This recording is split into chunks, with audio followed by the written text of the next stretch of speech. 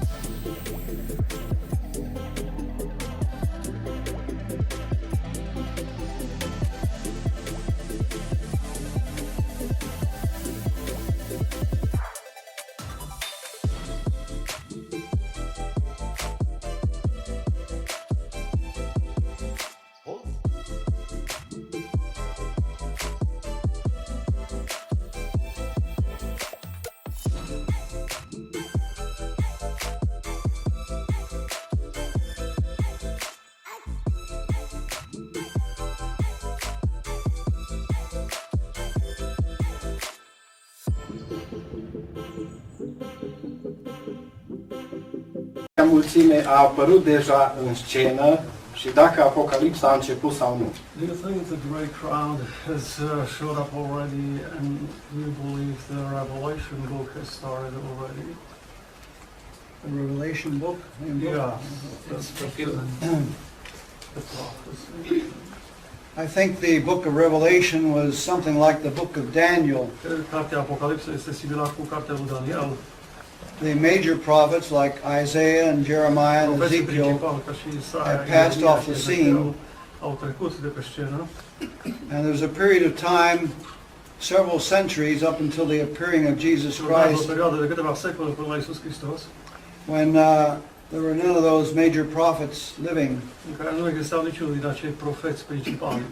But the prophecy of Daniel bridges over that whole period Însă profeția lui Daniel trece ca un pod peste toată perioada respectivă. and it presents information from the period of the Assyrian, Dar lucrul ăsta nu s-a mai întâmplat după acel an. but year after year thousands of people stop attending meetings and disassociate Însă, themselves. an după an, la nivel individual, mulți au încetat să se mai asocieze cu organizația și să chiar părăsească. Că noi avem, de exemplu, cunoștință și chiar corespondență cu We have organizații knowledge about and we keep in touch with organizations care s-au rupt de Brooklyn în anii 70-80 who separated themselves from Brooklyn in the 70s and 80s. s-au constituit sub nume asemănătoare martorilor lui Jehova, They took up similar names to Jehovah's Witnesses. au fost dați în tribunal de către Watchtower pentru a se dizolva, They've been sued by the Watchtower organizations to dissolve them.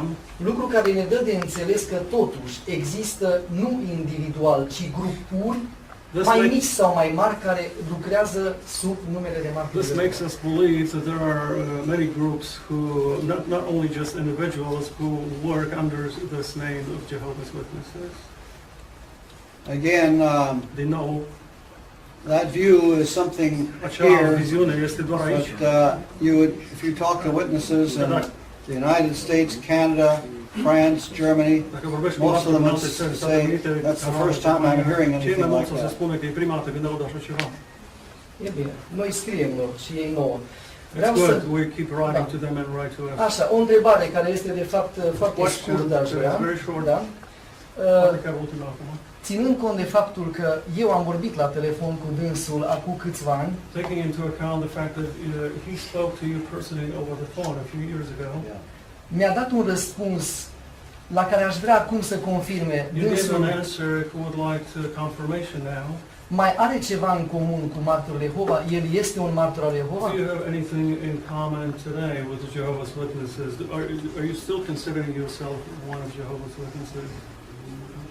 No, I consider myself a Christian and I don't want to be anything Nu, else. mă consider doar creștin și nu vreau să fiu nimic altceva.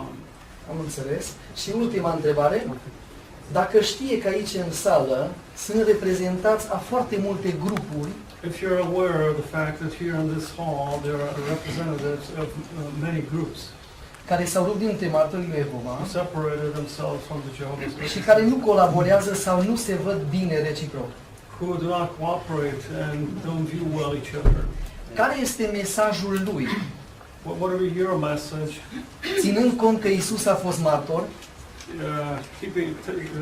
Recognizing that apostolii Jesus au fost was martori, a witness, the apostles were witnesses. care este mesajul lui cu privire la ce au de făcut aceste grupări în România? What would be your message regarding what these groups should do here in Romania Pentru a forma într-adevăr poporul lui Dumnezeu. in Și order to mulțumesc. make up God's people? It's true that those persons were all witnesses, but they Este were adevărat not că toate aceste Jehovah's persoane au fost Witnesses, martori, part of a însă nu au fost martori ai religious Jehova. system. Erau doar aparțineau unui sistem de organizație omenesc doar. I think that there's a problem here Eu cred că există o problemă aici which has produced all this division that care a produs exists. toate aceste diviziuni care există. In Romans chapter 14, În Romani 14, and I might say that some say that my answers are long, unii pot să zică că răspunsurile mele sunt lungi, but it's because it isn't what I say that counts. It doesn't mean anything. însă It's what the Bible says. sunt așa pentru că nu contează ce spun eu, ci ce contează Biblia. And in Romans chapter 14, În Romani capitolul 11, the Apostle Paul discusses a problem with this creating division among Jewish Christians and those who have come from the Gentiles. Apostolul Pavel descrie o problemă care era cauzată de către creștinii iudei și creștinii dintre națiuni. And he says that they should accept those who are weak in the faith and not attempt to settle doubtful points. Și el spune să fie acceptați cei care sunt slabi în credință și au îndoieli. And by doubtful points, he's not talking about something so minor like some of the things we've heard today. Și când vorbește de îndoiel, nu vorbește de lucruri așa de minore pe care le-am auzit astăzi. He was talking about things that were major in that time. Vorbea de lucruri care erau mai importante la vremea respectivă. He says one man will have faith enough to eat all kinds of food, Cineva poate să creadă că are credință că poate să mănânce de toate, while a weaker man eats only în vegetables. timp ce unul mai slab poate să mănânce doar verdețuri. The man who eats must not hold in contempt the man who does not. Cel care mănâncă să nu disprețuiască pe cel care nu mănâncă. And he who does not eat must not pass judgment on the one who does, Cel care nu mănâncă să nu judece pe cel care mănâncă, for God has accepted him. pentru că Dumnezeu l-a primit. He says, who are you to pass judgment on someone else's servant? El zice, cine ești tu ca să judeci pe slujitorul altuia? Whether he stands or falls is his own master's business. Dacă stă în picioare sau cade, este treaba stăpânului său. And stand he will because his master has power to enable him to stand. Totuși va sta în picioare, căci Dumnezeu are putere să-l întărească pentru ca să stea. And he went on to talk about some who considered certain days as sacred, Și continuă să vorbească despre unii care considerau unele zile mai importante, sfinte, while another man views all days alike. în timp ce o persoană vede toate zilele la fel. He says on such a point everyone should have reached conviction in his own mind. Asupra acestor chestiuni, fiecare trebuie să fie deplin încredințat în mintea lui. He who respects the day has the Lord in mind in doing so. Cine ține o zi, o ține pentru Dumnezeu. And he who eats meat has the Lord in mind when he eats, since he gives Cine thanks to mănâncă, God. mănâncă pentru Dumnezeu, pentru că dă mulțumit lui Dumnezeu. And he who abstains has the Lord in mind no less, since he too gives thanks to God. Și cel care nu mănâncă, nu are pe Dumnezeu mai puțin, îl are și el, pentru că și el dă mulțumiri totul lui Dumnezeu. So his counsel is to stop judging one another, Deci sfatul lui a fost să încetăm să mai judecăm unii pe ceilalți. but rather make this simple decision Și să luăm această decizie simplă, that no obstacle or stumbling block be placed in a brother's way. ca niciun obstacol sau nicio piatră de potignire să nu ajungă în fața fraților. He says, I'm absolutely convinced as a Christian that nothing is impure in itself.